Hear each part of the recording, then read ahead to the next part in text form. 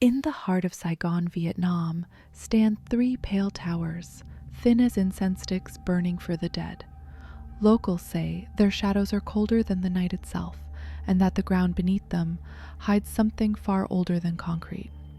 This is not just a building. This is a curse made of steel and stone, and once you hear its story, you'll never look at it the same way again. Thung Kiel Plaza. Locals around here just call it the TK Apartments. Broke ground in the early 1990s, when Saigon was opening up and riding the first wave of new investment. It was promoted as the most modern complex in the city, three tall residential towers sitting on top of a massive commercial podium. But from the very first design sketches, people were already talking. The three towers were thin, standing close together, looking exactly like three incense sticks planted in an altar bowl. In Vietnamese culture, incense is burned for the dead, and three sticks, half burned, are usually seen in funeral rites. In other words, people believe this architecture carried yin energy from the very start. And that wasn't the only thing. Old-timers in District 5 and District 6 would whisper that the land itself wasn't clean. During the war, this place had been used to gather and bury the dead who had no family to claim them. Quick burials, no markers, no prayers. Over the years, many nameless graves were covered over during urban renovations. The superstitious believe that if you disturb ground holding wrongful deaths without proper ritual, you invite their spirits to follow you. Then there's the famous fortune teller story, which has turned into a kind of legend. When the foundation was being dug, a well-known Chinese-Vietnamese feng shui master was invited to take a look. He walked up to the construction site, frowned, stood silent for a long moment, and finally said something the security guards never forgot. Thoughtful, "This land is bound. The dragon vein is broken. Yin spirits gather here.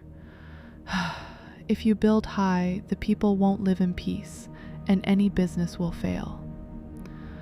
Some explained bound to mean the land had been sealed before, through feng shui or even sorcery, to lock its energy and prevent development.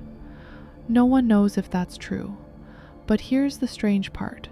Right after construction began, deadly accidents followed one after another. Scaffolding collapses, elevator falls, electrocutions. The newspapers at the time only reported a few, but workers in the trade said, "You'd run out of fingers before you finish counting the dead here."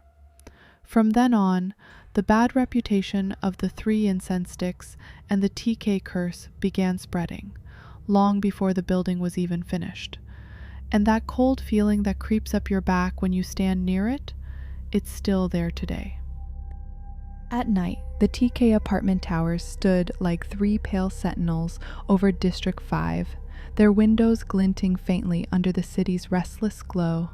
The street below was never completely quiet, but the noise seemed to thin out the closer you got to the building.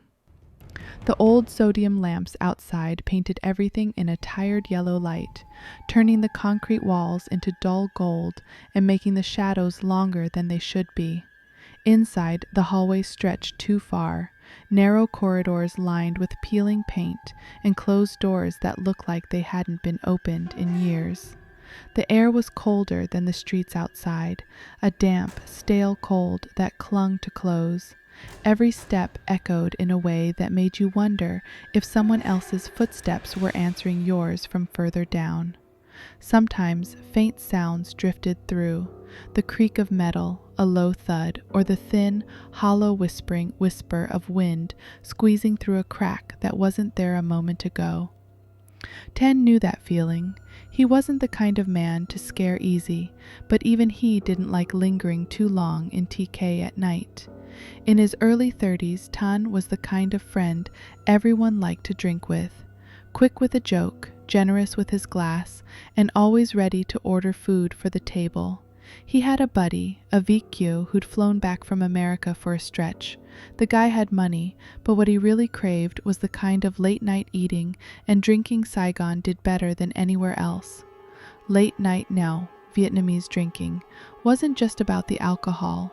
It was the clink of small glasses filled with beer or rice liquor, the plates of steaming food arriving one after another, and the easy rhythm of conversation that flowed until the city started to yawn.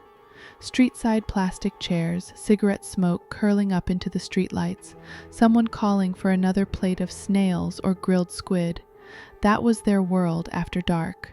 Two regulars always found their way into those nights. Mrs. Ai Che and Uncle Seabass Seller. Mrs. Ai Che was small but sharp, riding her battered bicycle through the alleys of District 5 with two big metal pots tied to the back. She was famous for her whole quaca oat, stuffed bitter melon, simmered in a sauce of tomato and chili, rich and comforting. She'd deliver anywhere, rain or shine, her laugh carrying down the street before you saw her. Then there was Uncle Seabass Seller. Middle-aged, sun-worn, and always with a hint of the sea in his clothes, he was known for one thing, kachem sot ka, sea bass cooked in a tangy tomato sauce that could make you forget how many drinks you'd had. He delivered on an old motorbike, a styrofoam box tied to the back with fraying cords, grinning like the night was just another friend. That night had started the same as many others, plastic chairs set up on the sidewalk, a low table crowded with beer bottles, dipping sauce bowls, and the half-finished remains of an earlier order. Dan and his Viet Kieu friend were halfway through a conversation about whether Saigon beer was better than anything in America when the familiar creak of an old bicycle broke in. Mrs. Ai Che rolled up with her two big aluminum pots tied to the back, steam slipping from under the lids, and carrying the warm, savory smell of Kho Kwa Ga Ut. They shared a quick laugh, she ladled out two bowls, and for a while it was just the clink of chopsticks, the occasional cheers, and the slow drift of cigarette smoke into the yellow streetlight glow. Then her phone rang. She glanced at the screen, frowned for a heartbeat, and picked up. Her voice was polite, professional, but Tan noticed her brow crease as she listened. Yes, stuffed bitter melon with tomato and chili sauce. And the address? Her eyes flicked to him as she repeated the address, and the corner of her mouth twitched, not quite a smile, not quite concern. She covered the mouthpiece and leaned closer. TK Apartments, 8:30. Tan's face tightened. Annoyed. Don't go there at night, Auntie. That place. Nobody really lives there. His tone was casual enough for his friend not to think too much of it, but there was weight under the words. She waved him off with a laugh that didn't quite reach her eyes. Money's money. In minutes she was gone, pots strapped down, wheels squeaking softly as she pedaled into the narrow streets. What happened between then and when they found her, no one could say for sure. But the next day, she wasn't at her usual corner. By midday, the rumors were already moving faster than the motorbikes. A neighbor swore they'd seen her son half carrying her into the house late at night, her hands clutching an empty pot, her eyes wide and glassy like someone staring at something only she could see. The story her family told was strange. They said when they found her, she was sitting on the concrete stairs inside TK halfway between the second and third floor, knees pulled up, trembling so hard her teeth clicked. The food was still in the pot, but it was ruined, soft bitter melon collapsing into a sauce that had turned an ugly, mottled color. The smell wasn't sour like spoiled tomato. It was heavier, sharper, something that made the stomach turn. She didn't remember how she'd gotten out of the building, or maybe she did, but she refused to speak of it. A few days later, a local Tai Chung, a spirit medium, was brought in.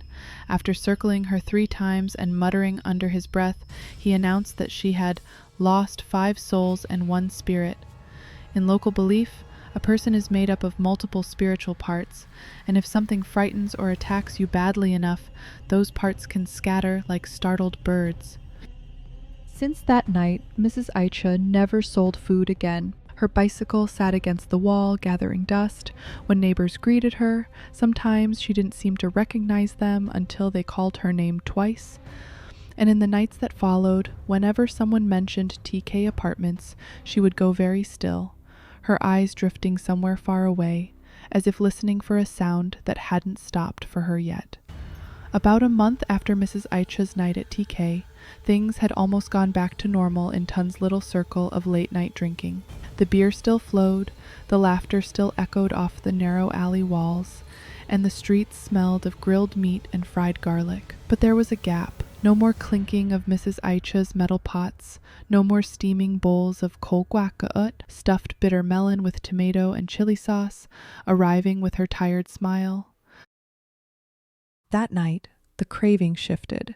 Ten and his Vitku buddy decided it was a sea bass kind of night. They called Uncle Seabass Seller the man who could turn gachim sotka, sea bass and tangy tomato sauce, into a reason for another round of beer. When he arrived, the man seemed quieter than usual. His sun-browned face didn't wear its usual grin, and he parked his old motorbike with a stiffness that caught Ten's eye. After a few polite exchanges, Uncle Seabass Seller leaned in just enough so the others wouldn't hear. "You know," he said, voice low, "I've been to TK at night." Ten's brows drew together. "When?" The uncle's eyes flicked toward the street like he was making sure no one else was listening. "Midnight. 2 weeks ago." He told it slow, like the memory itself was weighing down his tongue. The order had come in just before closing, from a woman's voice that was calm, polite, almost too polite. She wanted 2 boxes of gachim sotka, piping hot, delivered to the 3rd floor of TK. The voice gave exact directions. "Go to the glass door at the far end of the hall. I'll be waiting." Midnight in TK was nothing like midnight in the streets outside. No humming traffic, no distant karaoke, just the muted buzz of 1 or 2 street lamps and a darkness that swallowed the space between them.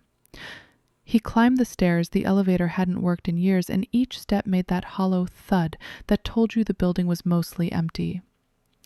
At the far end of the 3rd floor corridor, there was indeed a glass door. Behind it stood an old woman, her face blurred by the reflection of the dim light behind him. She wore a faded brown ao ba ba, traditional southern Vietnamese shirt and pants, and her thin hands trembled slightly as she took the food. She paid him with exact change, every bill crisp and cool to the touch. It wasn't until he reached the bottom of the stairs that something in his pocket felt wrong. He pulled the bills out under the weak street lamp outside. They weren't real money, they were dien phu, Vietnamese hell bank notes, offerings, burned for the dead, their printed gold seals winking in the yellow light. A wave of nausea hit him then, not from fear, but from the smell. It was coming from the box that should have been empty. He opened it and recoiled. The food he'd cooked less than 30 minutes ago was gone, replaced by a wet, black pulp that smelled like rotting sewage. By the time he got home, his hands still smelled of it. No amount of soap could wash it out completely that night. Since then, Uncle Seabass Seller had stopped delivering to anywhere he couldn't see in daylight. "Ain't worth it," he said, shaking his head. "Food's for the living, and whatever's in TK at midnight, that ain't livin'." Weeks passed after Uncle Seabass Seller's midnight encounter at TK. Dunn, his Vietcu buddy, and the rest of their drinking crew still gathered on the narrow sidewalk, stools low to the ground, beer bottles clinking. But now, every time the conversation turned to food deliveries, there was a shadow in the air, a heaviness that didn't come from the alcohol. 2 stories, 2 different people, same building, same eeriness. Dunn couldn't shake it. He lived in Saigon long enough to know when something was just bad luck, and when something wasn't of this world. One night, the Vietcu friend, his beer glass sweating in the humid air, asked, thoughtful, "So, you really think it's haunted?" Dunn swirled the amber liquid in his glass. Slowly, "Not haunted," he said slowly. "Something worse." He laid it out, connecting the dots. Both Mrs. Ai Che and Uncle Seabass Seller had described an old woman, always polite, always specific with her directions, and always meeting them in the dimmest, farthest corner of TK. Both times the encounter left something wrong, a mind shattered in Mrs. Ai Che's case, rotten nothingness replacing fresh food in the uncle's case. In Vietnamese folk belief, there's an old story about Yi Gai Moi, a demon caller, a spirit that lures victims with something tempting, like food or drink, to draw them close enough to steal their own soul essence. It doesn't need to kill you outright. Sometimes it just takes a piece of you, leaving you hollow, weak, unable to return to the life you knew. Dunn's theory: this old woman was exactly that. The way she called late, always after dark, sometimes right at spirit hours between 11 p.m. and 1 a.m., meant she was feeding on the thinnest boundary between worlds. TK's abandoned halls, its stale air and cold corridors, made the perfect feeding ground. When he said this, the Viet Kieu friend's face went pale. He put down his beer, muttered something about flight schedules, and within 48 hours, he was on a plane back to California. The next few nights, Dunn found himself avoiding the streets near TK. Even in the day, the building loomed, its 3 tall towers like incense sticks stuck in a bowl of cold ash. From a distance, it seemed quiet, too quiet, and so the advice he gives now to anyone who listens is simple. Don't answer a midnight call to TK. Don't walk its halls after dark. And if an old woman in a brown Ao Ba Ba ever invites you to bring her food, turn around and walk away. Food is for the living, and not everything that looks hungry is alive. His voice usually drops low when he says it, almost to a whisper, before he smiles and adds, if you like hearing these kinds of stories about the shadows hiding in Saigon's corners, hit that subscribe button. You never know when the next one will crawl out of the dark. Nearly a year had passed since Tan's Viet Kieu buddy fled back to California. Life went on. TK Apartments still stood there, its 3 incense stick towers catching the dust and heat of Saigon seasons. But the stories hadn't stopped. One late evening, over grilled squid and a bucket of ice-cold beer, Tan heard it. A young shipper, barely 20, had gone missing. Last seen around midnight, making a delivery near TK. The police found his motorbike neatly parked at the curb, helmet still hanging on the handlebar. The food bag? Gone. The boy? Gone. A woman selling hu tio, noodle soup, on the next street swore she saw an old woman in a brown Ao Ba Ba at the building's 3rd-floor balcony that night. She was just standing there, the vendor said, eyes darting, thoughtful, looking down at the street, not moving, not blinking.